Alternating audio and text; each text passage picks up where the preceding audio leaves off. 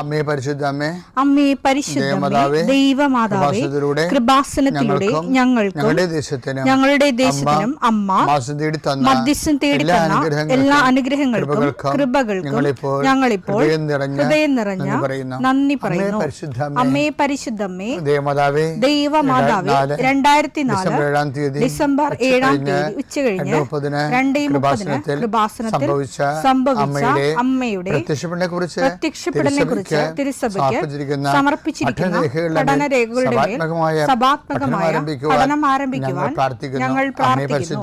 അമ്മേ പരിശുദ്ധമേ, ഭൂസ്വർലോകങ്ങളുടെ രാജ്ഞിയായ അങ്ങേയ്ക്ക് ഭൗമസംരക്ഷണത്തിനായി പ്രപഞ്ചപ്രകൃതിയെ തന്നെ തിരുസഭ പ്രതിഷ്ഠിക്കുവാൻ ഈ പ്രത്യക്ഷീകരണം വഴി ഇടയാക്കണമേ. പരിശുദ്ധമേ, ജപമാല മാതാവേ, സകല കൃപാസനം പ്രാർത്ഥനയോടും ചേർത്ത് ഞങ്ങളിപ്പോൾ പ്രാർത്ഥിക്കുന്ന ഈ കുടുംബത്തിന്റെ പ്രത്യേക നിയോഗം പറ മക്കളെ.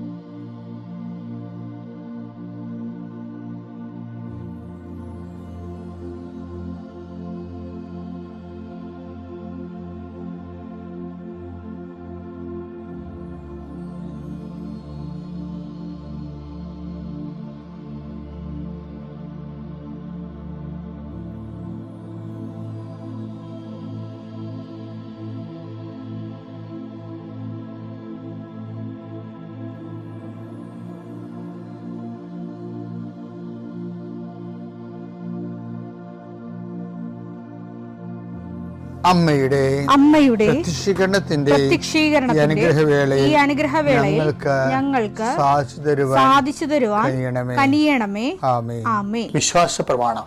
സർവശക്തനായ പിതാവും ആകാശത്തിന്റെയും ഭൂമിയുടെയും സൃഷ്ടാവുമായ ദൈവത്തിൽ ഞാൻ വിശ്വസിക്കുന്നു. അവിടുത്തെ ഏകപുത്രനും ഞങ്ങളുടെ കർത്താവുമായ ഈശോ മിശിഹായിലും ഞാൻ വിശ്വസിക്കുന്നു. ഈ പുത്രൻ പരിശുദ്ധാത്മാവിനാൽ ഗർഭസ്ഥനായി കന്യകാമറിയത്തിൽ നിന്ന് പിറന്ന് പൊന്തിയോസ് പീലാത്തോസിന്റെ കാലത്ത് പീഡകൾ സഹിച്ച് കുരിശിൽ തറയ്ക്കപ്പെട്ട് മരിച്ച് അടക്കപ്പെട്ട് പാതാളങ്ങളിൽ ഇറങ്ങി മരിച്ചവരുടെ ഇടയിൽ നിന്ന് 3-ാം നാൾ ഉയർത്ത് സ്വർഗത്തിലേക്ക് എഴുന്നള്ളി സർവശക്തിയുള്ള പിതാവായ ദൈവത്തിന്റെ വലതുഭാഗത്തിരിക്കുന്നു. അവിടെ നിന്ന് ജീവിക്കുന്നവരെയും മരിച്ചവരെയും വിധിക്കുവാൻ വരുമെന്നും ഞാൻ വിശ്വസിക്കുന്നു. പരിശുദ്ധാത്മാവിലും ഞാൻ വിശ്വസിക്കുന്നു.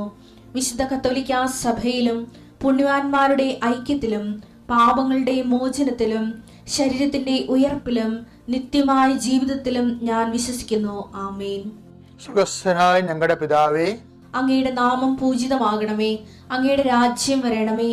അങ്ങയുടെ തിരുമനസ് സ്വർഗത്തിലെ പോലെ ഭൂമിയിലും ആകണമേ. അന്നു വേണ്ടുന്ന ആഹാരം ഇന്ന് ഞങ്ങൾക്ക് തരണമേ.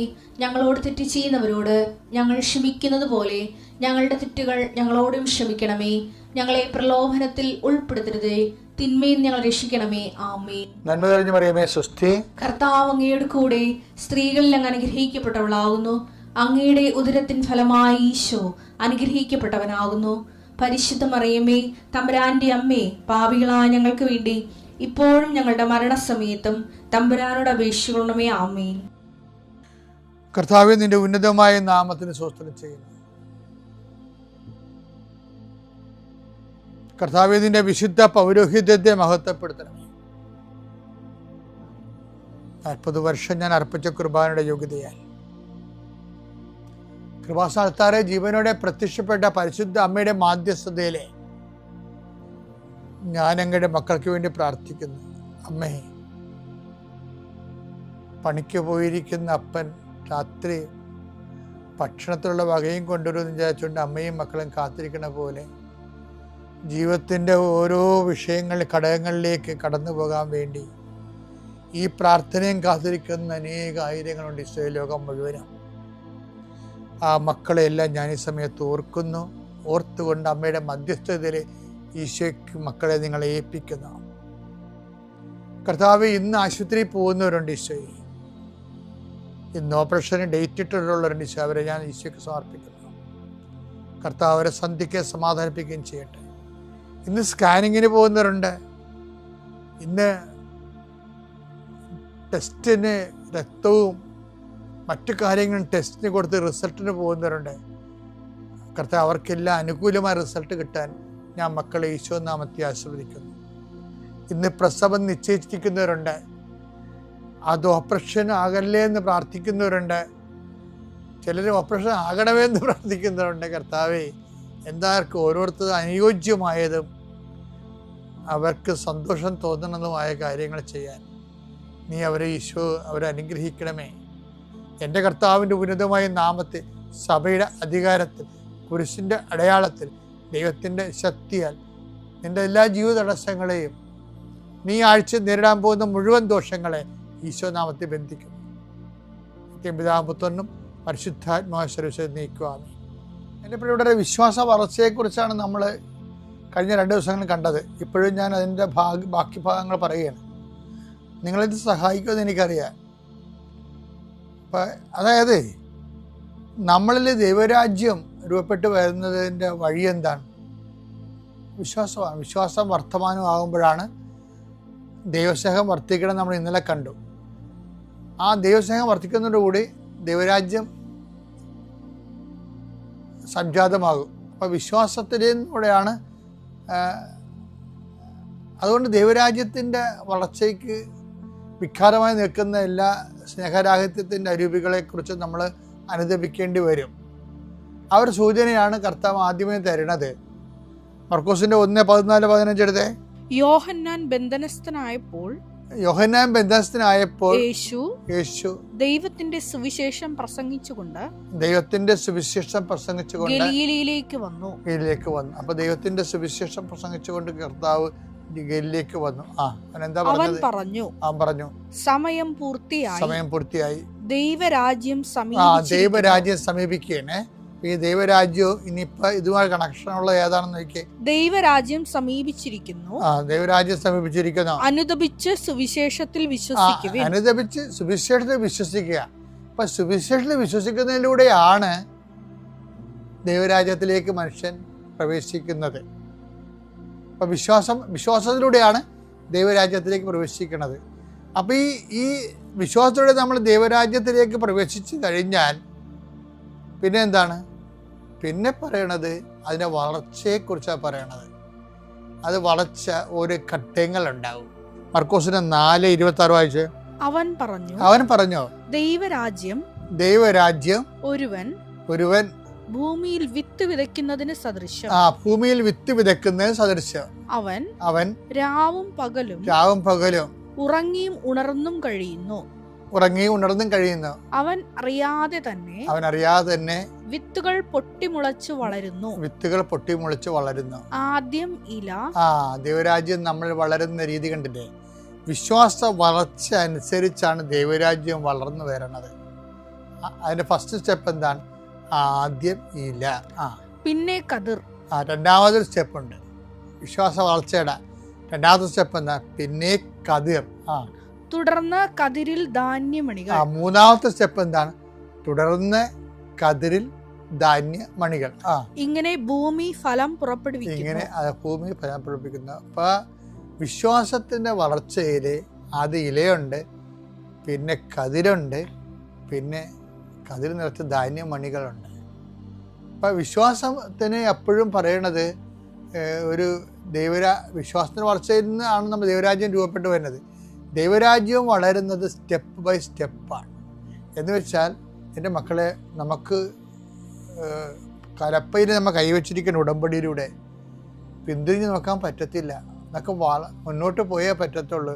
പക്ഷെ മുന്നോട്ട് പോകണമല്ല പ്രശ്നം, വളരാതെ പറ്റത്തില്ല.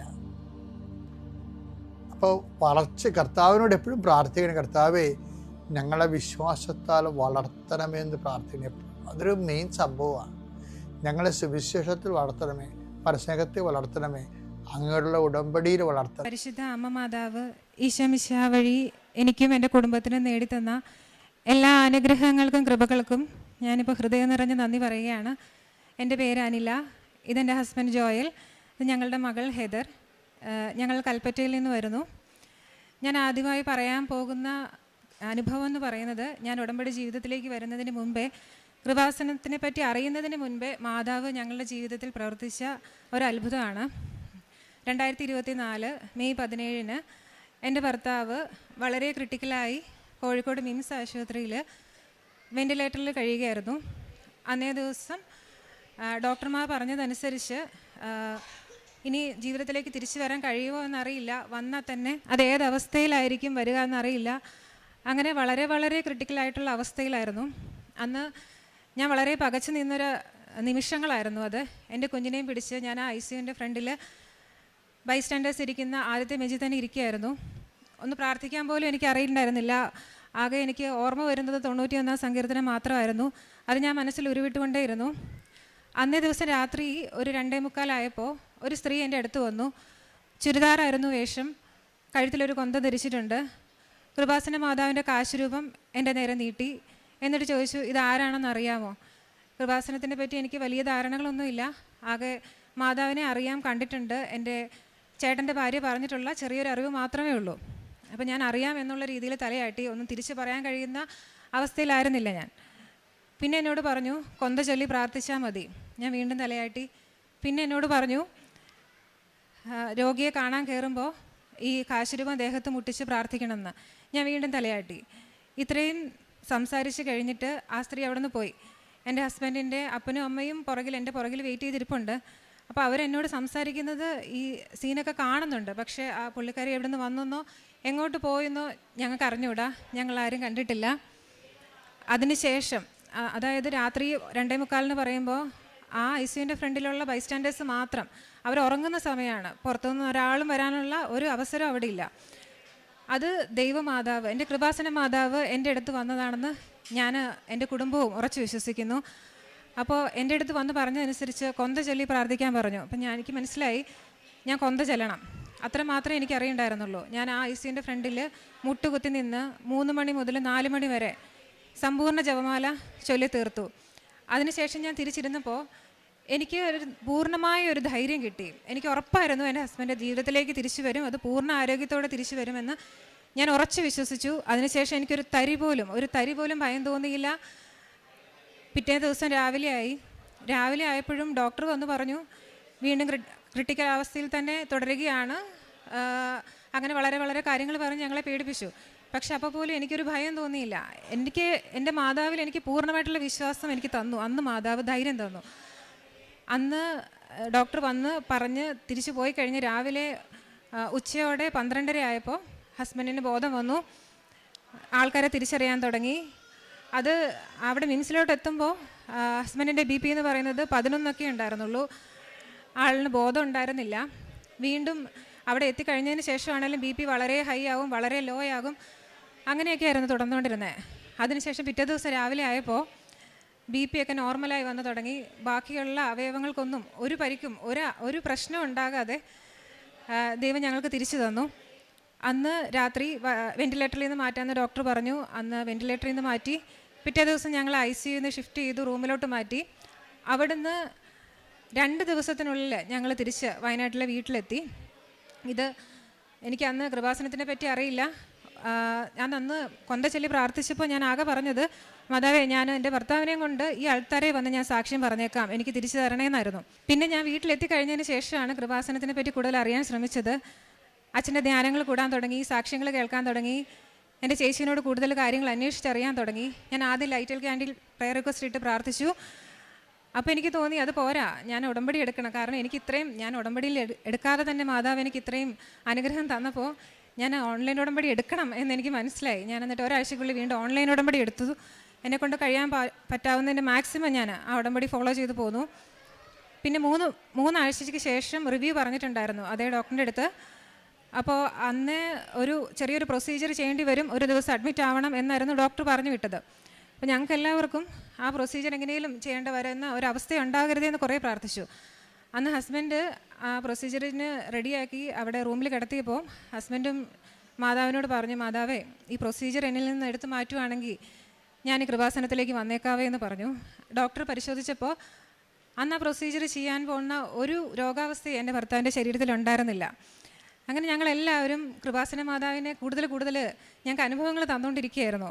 അന്ന് പിന്നെയോ തിരിച്ച് വയനാട്ടിലെത്തി 3 മാസത്തിനുള്ളിൽ ഞങ്ങൾ വയനാട്ടിൽ നിന്ന് ഇവിടെ വന്ന് ഉടമ്പടി എടുത്ത് കഴിഞ്ഞിട്ട് ഹസ്ബൻഡിൻ്റെ ജോലി വേറൊരു ജോലിയിലേക്ക് സ്വിച്ച് ചെയ്യുന്ന സമയമായിരുന്നു. അപ്പം ഈ ആക്സിഡൻറ്റ് പറ്റിയ സമയത്ത് കോളുകൾ വന്നൊന്നും എടുക്കാൻ കഴിഞ്ഞില്ല, ആ ജോലിയിൽ കയറാനും കഴിഞ്ഞില്ല. അപ്പോൾ ജോലി ഒരു പ്രശ്നമായിട്ട് നിന്ന സമയത്ത് മാതാവിൻ്റെ ഉടമ്പടിയിൽ ഞാൻ എഴുതിയിരുന്നു. ആ ജോലി എൻ്റെ ആദ്യമായിട്ട് ഞാൻ ഉടമ്പടി എടുത്ത് ആ ഉടമ്പടി തീരുന്നതിന് മുമ്പ് തന്നെ മാതാവ് ഞങ്ങൾക്ക് ഇൻ്റർവ്യൂ ഒക്കെ വളരെ ഈസി ആയിട്ട് വളരെ കാര്യമായിട്ട് ഞങ്ങൾക്ക് ഇങ്ങോട്ട് വന്നൊരു കോളിലൂടെ തന്നെ ജോലിയിലോട്ട് പ്രവേശിക്കാൻ കഴിഞ്ഞു. അങ്ങനെ ജോലിക്ക് വേണ്ടി ഞങ്ങൾ ബാംഗ്ലൂർ എത്തിക്കഴിഞ്ഞപ്പോൾ അവിടെ വീട് ശരിയാകാനുള്ള തടസ്സങ്ങളുണ്ടായിരുന്നു. പക്ഷേ അവിടെ എത്തിക്കഴിഞ്ഞപ്പോൾ അവിടെ ഞങ്ങൾക്ക് സഹായത്തിനായിട്ട് മാതാവ് ആളെ വിട്ടിട്ടുണ്ടായിരുന്നു. ഞങ്ങൾ പ്രതീക്ഷിച്ചതിലും കൂടുതൽ നല്ലൊരു വീട്, അതും അവിടെ കിട്ടാവുന്നതിലും കുറഞ്ഞൊരു വാടകയ്ക്ക് മാതാവ് ഞങ്ങൾക്ക് ശരിയാക്കി തന്നു. ഇതെല്ലാം മാതാവ് ഞങ്ങൾക്ക് ജീവിതത്തിൽ തന്നുകൊണ്ടേയിരുന്ന അനുഗ്രഹങ്ങളാണ്. പിന്നെ ഒരിക്കൽ എൻ്റെ കുഞ്ഞിൻ്റെ കൈ കാറിൻ്റെ ഡോറിൻ്റെ ഇടയിൽ കുടുങ്ങിപ്പോയി. ഈ 4 വിരലും ചതഞ്ഞ പോലെയായിരുന്നു. അവൾ ഭയങ്കര കരച്ചിലായിരുന്നു. എന്ത് ചെയ്യണമെന്നറിയില്ലായിരുന്നു. ഞങ്ങൾ പ്രാർത്ഥിച്ചു. കൃപാസന ഉപ്പും തേനും നാവിൽ വെച്ച് കൊടുത്തു. നീര് ആദ്യം ചെറുതായിട്ടൊന്ന് വന്നു. 1 മണിക്കൂറിന് ശേഷം നോക്കിയപ്പോൾ ഒരു നീരുമില്ല, ഒരു പാടുപോലും ഇല്ലാതെ മാതാവ് സൗഖ്യമാക്കി തന്നു. പിന്നെ എൻ്റെ മമ്മിയുടെ കാലിൽ വിരലിന് വേദനയുണ്ടായിരുന്നു. അത് തൈലം തേച്ച് പ്രാർത്ഥിച്ചപ്പോൾ മാതാവ് അത് വേഗം 1 ദിവസം കൊണ്ട് തന്നെ അത് മാറ്റി തന്നു. പിന്നെ ഒരു ദിവസം കുഞ്ഞ് കഫക്കെട്ട് കൂടിയിട്ട് രാത്രിയിൽ ഉറങ്ങാൻ പറ്റുന്നില്ല, ഉറങ്ങാതെ കരച്ചിലായിരുന്നു. അപ്പോൾ എന്ത് ചെയ്യണമെന്നറിയില്ല, മരുന്നൊക്കെ കൊടുക്കുന്നുണ്ട്, പക്ഷെ ഒന്നും ഫലം ഉണ്ടാകുന്നില്ല. കുഞ്ഞ് ഉറങ്ങാതെ കരച്ചിലാണ്. അപ്പം ഞാൻ മാതാവിൻ്റെ തൈലം നെറ്റിയിൽ തേച്ച് പ്രാർത്ഥിച്ചു. പിറ്റേ ദിവസം രാവിലെ ആയപ്പം കഫക്കെട്ടിൻ്റെ ഒരു തരി പോലും ഇല്ല, പൂർണ്ണമായിട്ട് മാതാവ് അത് മാറ്റി തന്നു.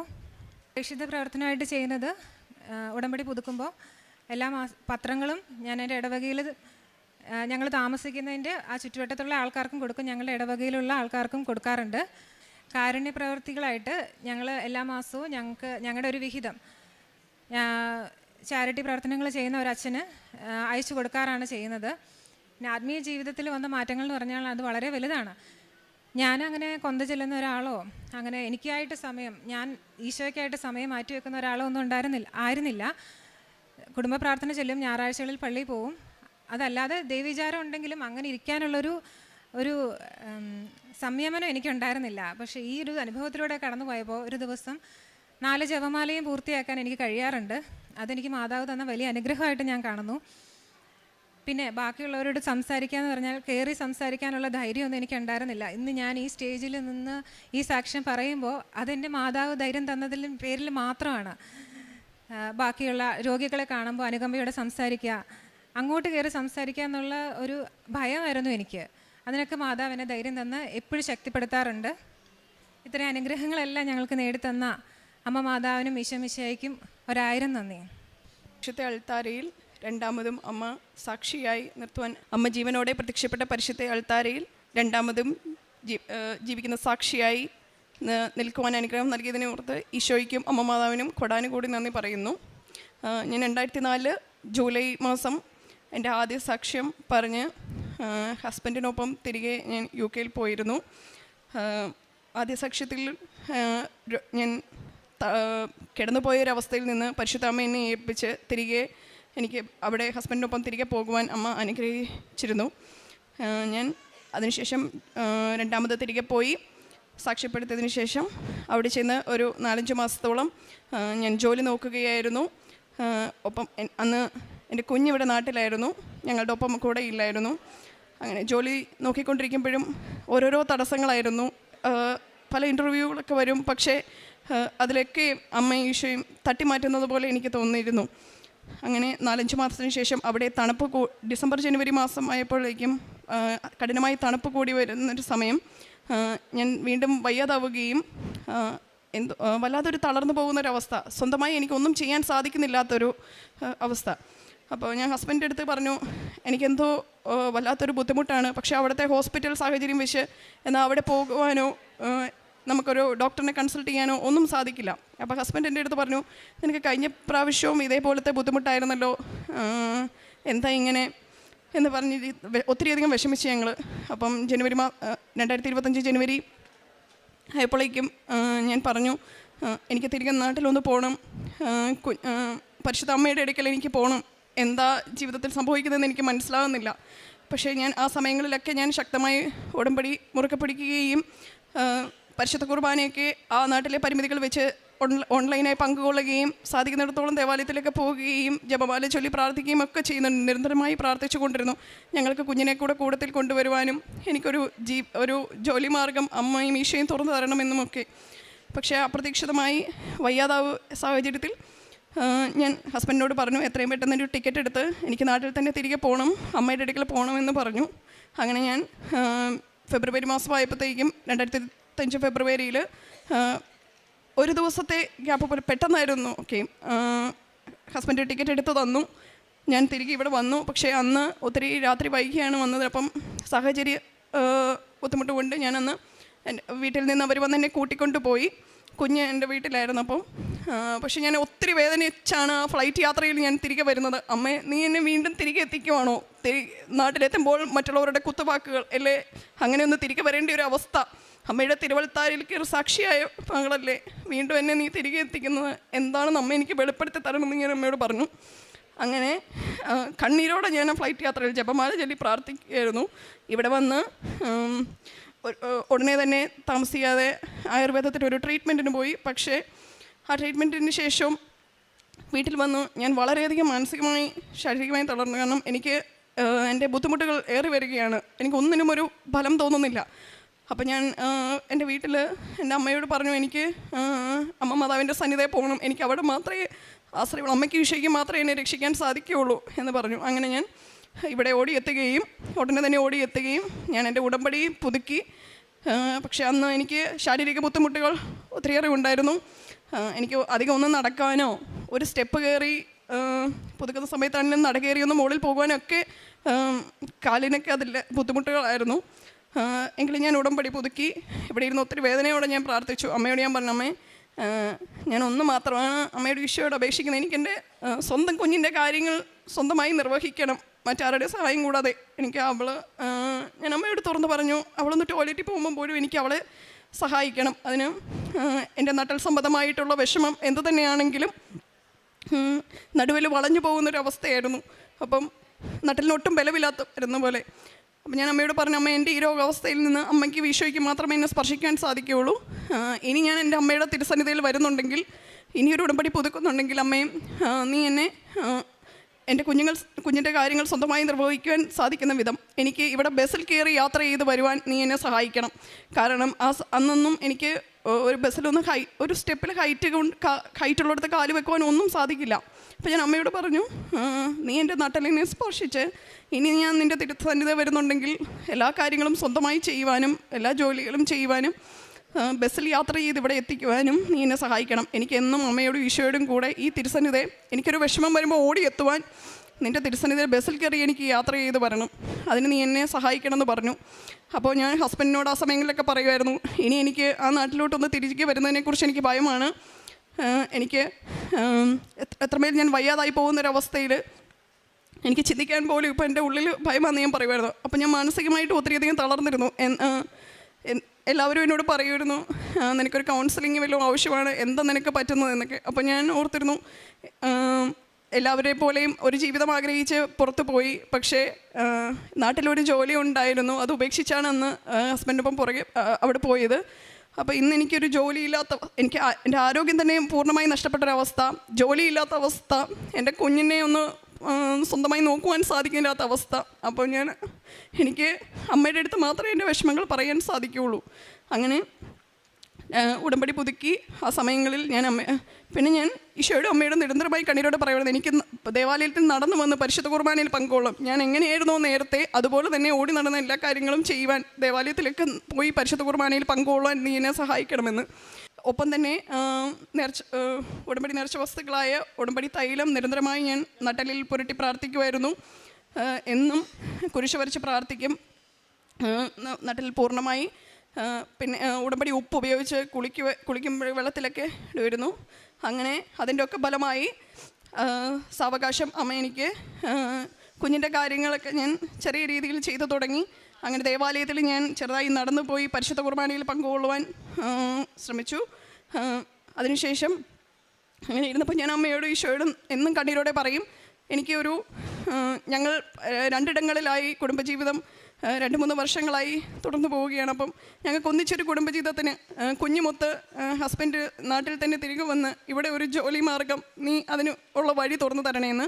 അങ്ങനെ ഞാൻ ഒക്ടോബർ മാസം അഖണ്ഡ ജപമാല മഹാറാലിയിൽ വന്ന് പങ്കുകൊള്ളുകയും അതിനുശേഷമായി അസാധ്യമായിരുന്ന വിഷയമായിരുന്ന എൻ്റെ ജോലി 2.5 വർഷത്തെ ഗ്യാപ്പിന് ശേഷം അമ്മ ഈശോ വഴിയായി എനിക്കൊരു ഇൻ്റർവ്യൂ കോൾ ഒരുക്കി തരികയും ആ കോൾ എനിക്ക് ലഭിക്കുന്നതിന് ഒരു ദിവസം മുന്നെയാണ് ഞാൻ ഒത്തിരിയധികം വേദനയോടെ ഇങ്ങനെ ഇരുന്നപ്പം ഞാൻ വിചാരിച്ചു, ഇനി എൻ്റെ മുന്നിൽ ഒരു മാർഗ്ഗമില്ല അമ്മേ, ഞാൻ നിസ്സഹായയാണ്. കാരണം എൻ്റെ മുന്നിൽ എൻ്റെ കയ്യിലുള്ള CV അതിൽ ഒന്നുമില്ലെന്ന് അമ്മേ നിനക്കറിയാം. Not by merit but by grace. ഈശോയുടെ അമ്മയുടെയും കൃപയാൽ മാത്രമേ എനിക്കൊരു ജോലി മാർഗം നിനക്ക് ഒരുക്കി തരുവാൻ സാധിക്കുകയുള്ളൂ.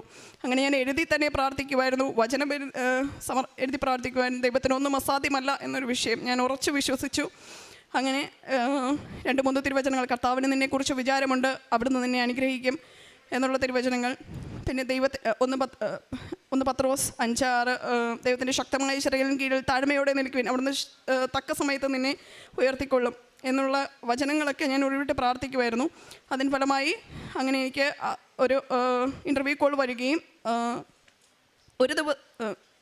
ഒരു ദിവസം മുന്നേ ആയിട്ടപ്പം ഞാൻ പെട്ടെന്ന് ഞാൻ എൻ്റെ മനസ്സിലിങ്ങനെ വിചാരിച്ചു, സമയം മുന്നോട്ട് കടന്നു പോയിക്കൊണ്ടിരിക്കുന്നു, മറ്റു വഴികളൊന്നുമില്ല, എന്നാൽ ഇനിയൊരു IT ഫീൽഡിൽ എപ്പോഴും നമ്മൾ എന്തെങ്കിലും പുതിയതായി ടെക്നോളജികൾ പഠിച്ചെടുത്താൽ മാത്രമേ നമുക്കൊരു ജോലി സാധ്യതയുള്ളൂ. അപ്പോൾ എൻ്റെ മുന്നിൽ 2.5 വർഷം വരെയുള്ള ഗ്യാപ്പും എല്ലാം നിൽക്കുന്നു. അപ്പോൾ ഞാൻ അമ്മയോട് പറഞ്ഞു, എനിക്കിനി ഒരു വഴിയില്ല, ഇനിയും മറ്റുള്ളവരെ ബുദ്ധിമുട്ടിച്ചല്ലേ ഹസ്ബൻഡിനെ ബുദ്ധിമുട്ടിച്ച് പൈസ മുടക്കി പഠിച്ചെടുക്കാനൊന്നും സാധ്യമായ ഒരു കാര്യമല്ല. അങ്ങനെ പറഞ്ഞ് വേദനയോടെ ഞാനൊരു കോഴ്സിന് വേണ്ടി ജോയിൻ ചെയ്യാൻ അവർക്ക് രജിസ്ട്രേഷൻ ഫീ കൊടുത്തു. അതിൻ്റെ തൊട്ട് പിറ്റേന്നാണ് അമ്മ എനിക്ക് ഈ ഇൻ്റർവ്യൂ കോൾ ഈശോ വഴിയായി ഒരുക്കി തരുന്നത്. അങ്ങനെ 2 ദിവസത്തെ ഗ്യാപ്പിൽ എന്നോട് വന്ന് ഇൻ്റർവ്യൂ അറ്റൻഡ് ചെയ്യാൻ പറയുകയും അങ്ങനെ ആ ഇൻ്റർവ്യൂവിൽ എനിക്ക് അമ്മയുടെയും ഈശോയുടെയും സാന്നിധ്യം അത്രമേൽ അനുഭവപ്പെടുന്നുണ്ടായിരുന്നു. ഞാൻ എൻ്റെ യാത്രയിൽ പോലും എൻ്റെ ബസ്സിൽ പോലും ഒക്കെ ഞാൻ എവിടെ നോക്കിയാലും അമ്മയുടെ ഒരു സാന്നിധ്യം കാണാം, എനിക്ക് അമ്മയുടെ രൂപം കാണാം. അല്ലെങ്കിൽ അവിടെ ചെന്ന് ഓഫീസിൽ കയറുന്ന സമയവും ഞാൻ ഉടമ്പടി ഉപ്പ് ഓഫീസിൻ്റെ ഉള്ളിൽ കടക്കുന്നതിന് മുന്നേ തന്നെ അവിടെ നൊട്ടയിട്ട് പ്രാർത്ഥിച്ചു. എൻ്റെ കയ്യിൽ തുവാലയിൽ ഞാൻ ഉടമ്പടി ഉപ്പ് ഒരു ബലമായിട്ട്, കാരണം ഞാൻ അമ്മയോട് പറയും, ഞാൻ പോകുമ്പോൾ ഈ ഉടമ്പടി പത്രികയും ഇതൊക്കെയായിരുന്നു എൻ്റെ ബാഗിലുണ്ടായിരുന്ന ഏക ബലം. ഉടമ്പടി പത്രം ഉണ്ടായിരുന്നു, ഈ പത്രിക ഉണ്ടായിരുന്നു, പിന്നെ ഉടമ്പടി നേർച്ച വസ്തുക്കൾ, ഇതിൻ്റെയൊക്കെ മാത്രം ബലത്താലാണ് ഞാൻ ഇൻ്റർവ്യൂവിന് പോയത്.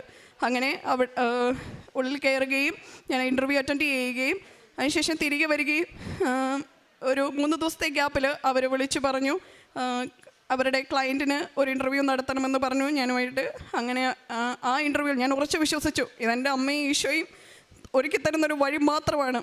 അപ്പോൾ 2ാമത്തെ ഇൻ്റർവ്യൂ അമ്മ പ്രത്യക്ഷപ്പെട്ട 2:30 മണിക്കായിരുന്നു അമ്മ ഒരുക്കി തന്നത്. ഞാൻ പച്ചത്തിരി കത്തിച്ചു വെച്ച് ഉടനീളം ആ ഇൻ്റർവ്യൂവിൽ പ്രാർത്ഥിച്ചിരുന്നു. കാരണം എൻ്റെ നാവ് അശക്തമാണ്, എനിക്ക് എന്ത് സംസാരിക്കണമെന്നോ ഒന്നും എനിക്കറിയില്ല. എൻ്റെ കഴിവാൽ ഈ ഇൻ്റർവ്യൂവിൽ ഒന്നും സാധിക്കില്ല. IT ഫീൽഡിലെ ഇൻ്റർവ്യൂ എന്ന് പറയുന്നത് എല്ലാവർക്കും അറിയാമായിരിക്കും. അതുപോലെ ബുദ്ധിമുട്ടാണ് നമ്മൾക്ക് ഒന്ന് കടന്നു കിട്ടണമെങ്കിൽ. അതിൽ എൻ്റെ കഴിവൊന്നുമില്ല, അസാധ്യമായ വിഷയമാണെന്ന് ഞാൻ ഈശോയോടും അമ്മയോടും പറഞ്ഞു. അങ്ങനെ 2ാമത്തെ ആ ഇൻ്റർവ്യൂവും അമ്മ തന്നെ നടത്തി.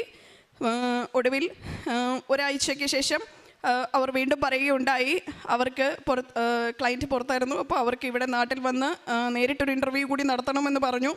അങ്ങനെ 3ാമത്തെ ഇൻ്റർവ്യൂ. അപ്പം ഞാൻ ഒത്തിരിയധികം ഭയന്നു, ഇനിയും ഉണ്ടല്ലോ ഇൻ്റർവ്യൂ ഈശോയെ, അമ്മ നിനക്കറിയാലോ, എനിക്കൊന്നും അറിയില്ല അവരുടെ അടുത്ത് നേരിട്ടൊന്ന് കണ്ടേ എന്ത് സംസാരിക്കണമെന്ന് ഒന്നുപോലും. അപ്പം നേരിട്ടുള്ള ഇൻ്റർവ്യൂവിലും 3ാമത്തെ ഇൻ്റർവ്യൂവിലും ഞാൻ പോയി പങ്കെടുത്തു. 1 മണിക്കൂറോളം ഉണ്ടായിരുന്നു. എനിക്കറിയില്ല എന്തൊക്കെ ഞാനവിടെ സംസാരിച്ചോന്ന് ഒന്നും എനിക്കറിയില്ല. ഞാനൊരു അത്ഭുത ലോകത്തെന്ന പോലെ അവിടെ ഇരിക്കുകയായിരുന്നു. കാരണം അമ്മയായിരുന്ന ആ ഇൻ്റർവ്യൂ, അമ്മ ഈശോയുടെ സാന്നിധ്യത്തിലാണ് അവരാണ് ആ ഇൻ്റർവ്യൂ നടത്തിയത്. അങ്ങനെ 3ാമത്തെ ഇൻ്റർവ്യൂവും പൂർത്തിയായി.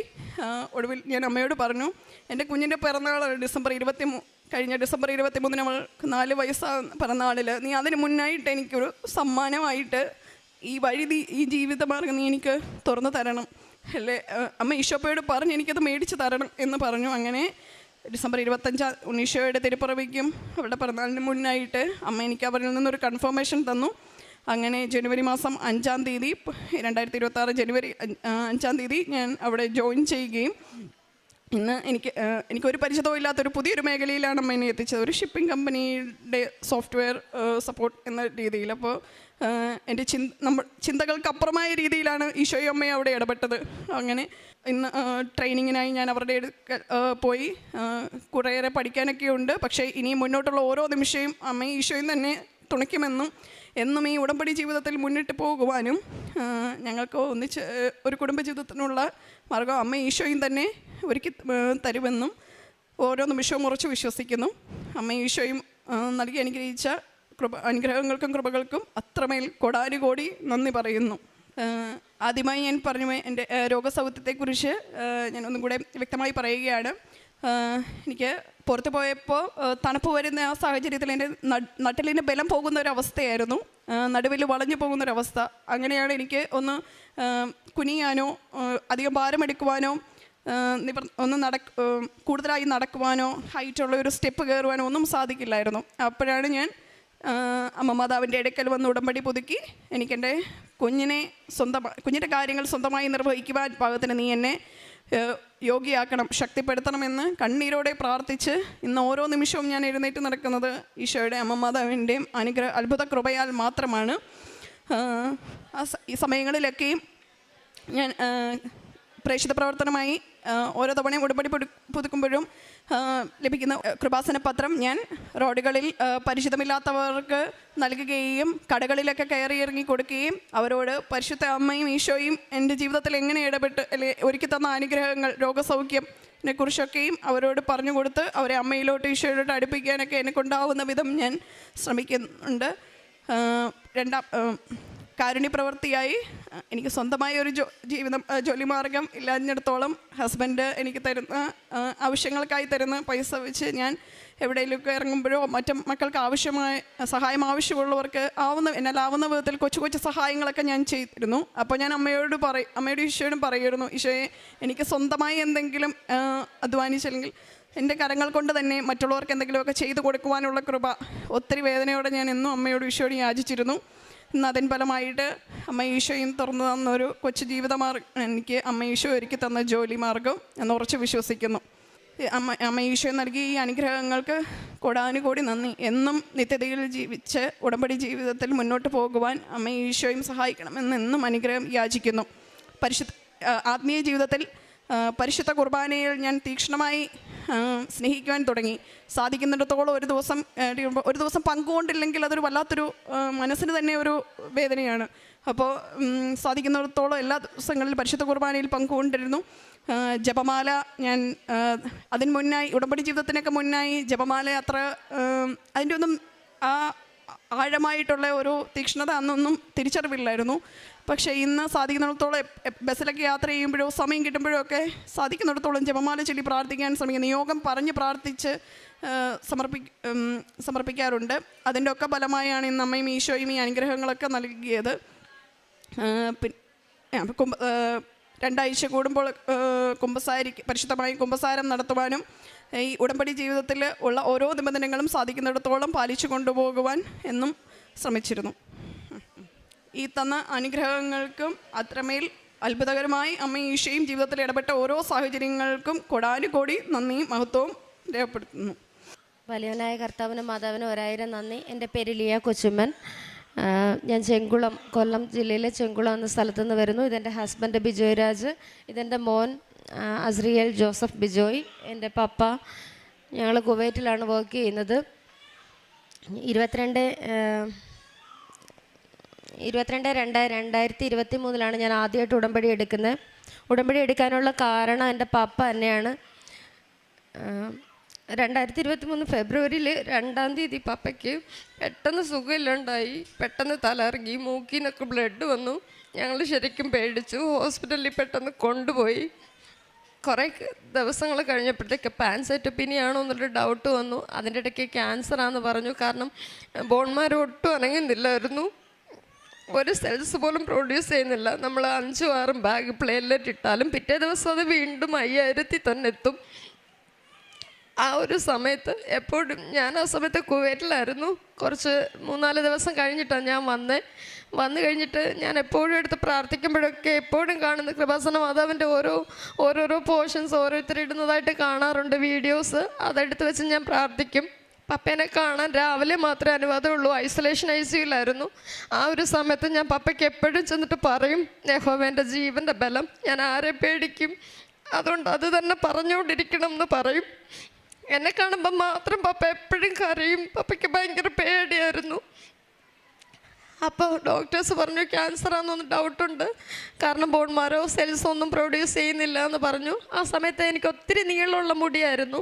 ഞാൻ ആ സമയത്ത് പറഞ്ഞു, കർത്താവേ, ഞാൻ ക്യാൻസർ പേഷ്യൻസിന് വേണ്ടിയിട്ട് എൻ്റെ മുടി ഡൊണേറ്റ് ചെയ്യാം, എൻ്റെ പപ്പയ്ക്കൊരു പ്രശ്നം വരുത്തരുതെന്ന്.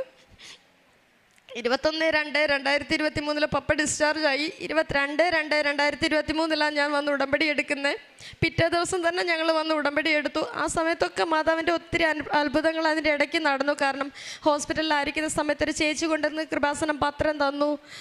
എന്താ ചേച്ചി കിട്ടിയിട്ടുള്ള അത്ഭുതം എന്ന് ചോദിച്ചപ്പോൾ, മോളെ ഞാൻ എഴുന്നേറ്റ് നടക്കത്തില്ലായിരുന്നു എന്ന് പറഞ്ഞിട്ട് ആ ചേച്ചി പോയി. പെട്ടെന്ന് പത്രം ഞാൻ പപ്പയുടെ തലയണയുടെ അടിയിൽ തന്നെ വെച്ചു.